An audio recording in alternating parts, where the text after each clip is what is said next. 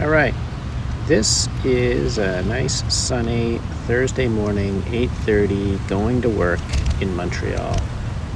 And I live in one of the most highly dense neighborhoods in Montreal. It's not the densest. That would be, I think, somewhere Mile End. Anyway, but it is dense. Like, this is a lot of duplexes and whatnot. And you'll notice that there's just not a lot of traffic for rush hour at 8:30 in the morning, which is what it is on a Thursday morning, not in some traditionally vacation time for everyone. I'm not going to say that people aren't on vacation, it's summer, but this is typical. And you'll see people on bikes just riding in the road, which is great.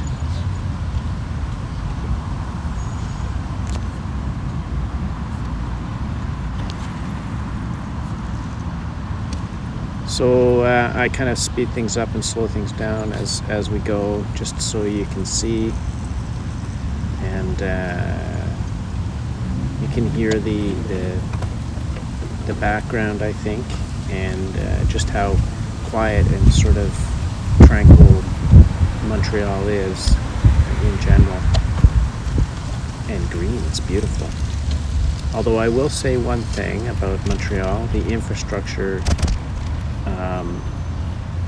the bike infrastructure is good, but the infrastructure, like the maintenance of the roads, is in need. After a long time of living here, you don't notice it. But say you came here from Alberta or whatnot, you might be a little bit shocked. Well, I moved here from Edmonton a long time ago, and I was like, whoa, this is like a third world country. So you can see now I've kind of moved off the roads, and this is a maintenance road that gets used as a biking and running path, or just general pedestrian path, just beside the railway tracks. And it's a good way of cutting across the city. And I use this because, to be quite honest, I like to avoid the police. I'm not a scofflaw in the traditional, like I don't take unnecessary chances, but at the same time, I think that there are some laws that don't make sense to me anyway. So for one thing, I ride with my earbuds in. Now that may be controversial for some people, but I've never gotten in an accident that is attributed to me not being aware of my surroundings. So if I want to listen to a podcast while I'm on my commute, to me it's no more dangerous than someone listening to the radio in their car. And really the consequence of that, it falls on me.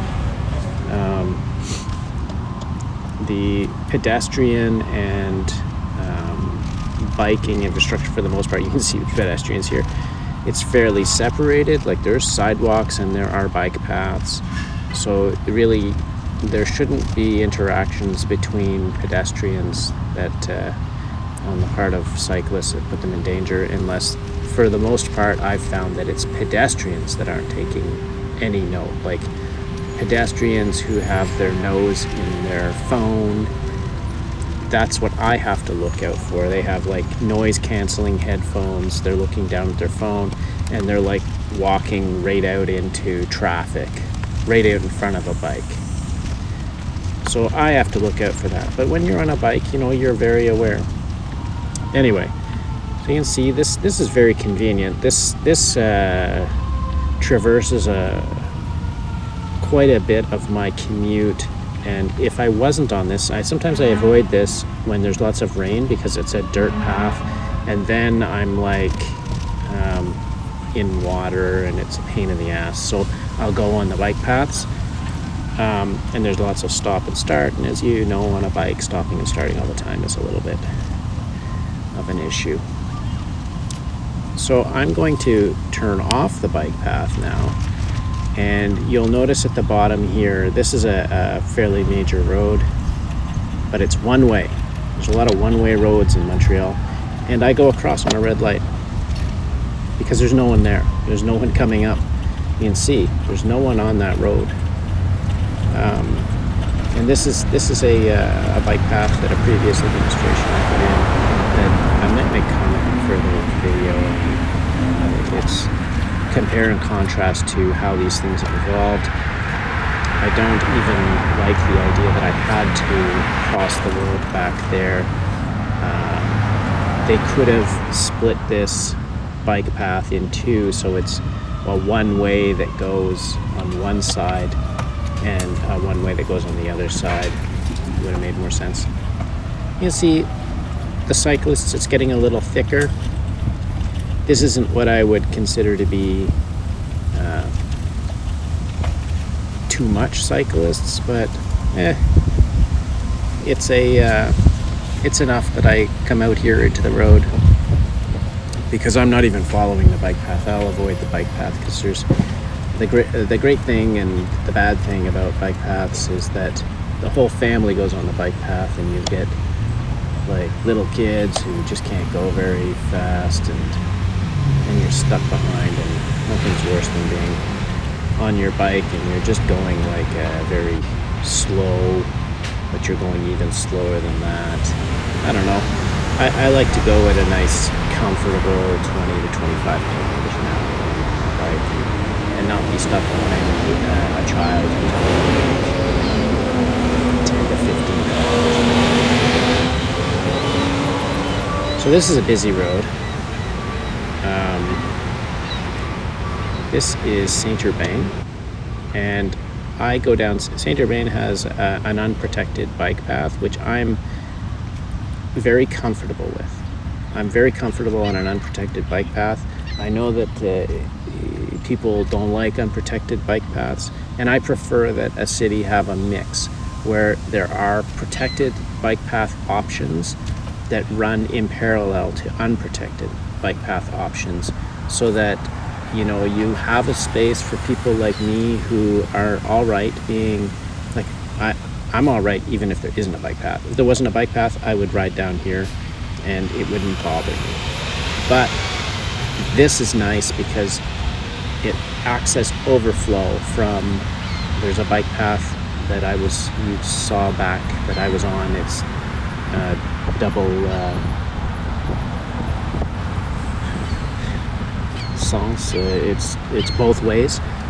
This one and that one, there's lots of traffic on. This one there's less, although sometimes this one can get quite busy as well.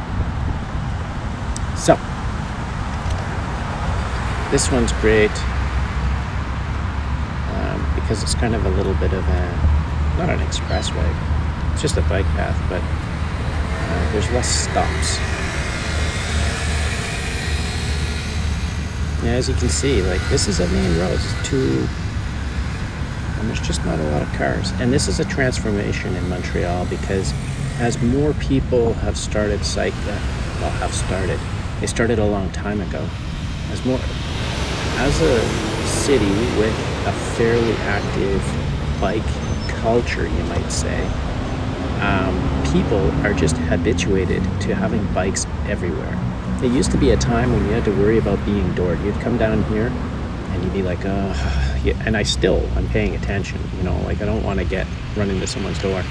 But most people are checking their rear view mirrors. They're looking out to see if there's a cyclist coming. It's enough so that if someone did door a cyclist, that person would, in the popular imagination, would be at fault for just throwing their door open and hitting a cyclist.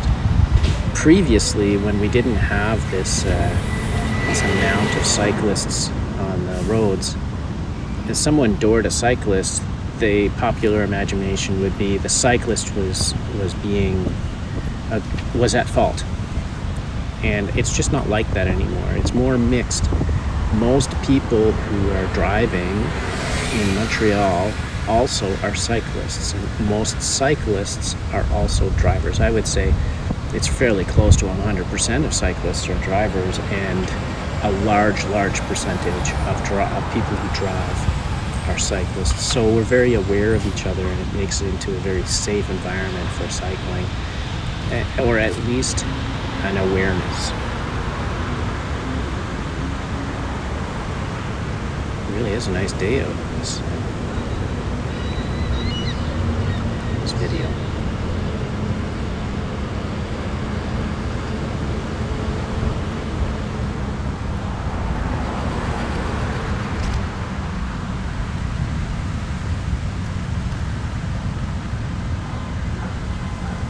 So I'm going to go through another red light here, and it's because the road itself is closed down. And I'm taking a chance because this is where police set up. They set up on the other side of places like this, where to the right, that road is shut down.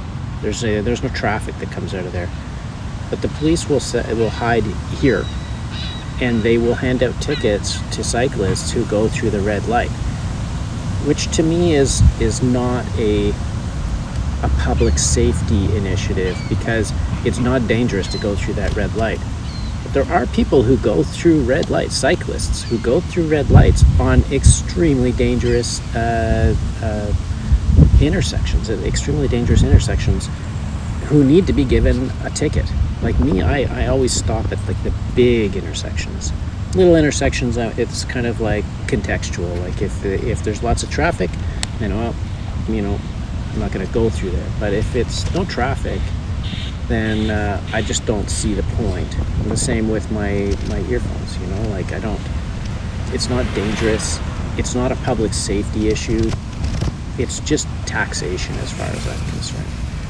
So, in fact, these types of initiatives by the police, if the police actually gave out tickets that made sense, like stopping people who were going on red lights or making illegal turns onto at dangerous intersections, that would be a public safety thing that I would support. And then, the consequence is that and the reason I avoid a lot of high traffic areas where there's going to be police, or popular, it's not high traffic, it's popular with cyclist areas where the police are going to be there, is that I'm looking for police and I'm not looking at my surroundings. I'm less aware of the real dangers and more aware of the taxation dangers. And I kind of wish that the police would be a little bit more sensible about these things, and think them through, from a public safety point of view, and not an enforcement, or what's easy for them to enforce and to buff up their numbers. In case I'm almost there, so I'll let you see the rest. It's really this part of it's a sharrow. Some people don't like these. The sharrow is where the bikes and the cars share the street. And me, I ride right down the middle of the street, and I do it at my leisure. And if cars get stuck behind me, I don't give two shits. Because what it does is it sensibilizes the drivers to not go down there if do not cut through these areas. This is a traffic calming measure as far as I'm concerned. And I can talk about that later in another video. In any case, have a good day, and keep riding your bike.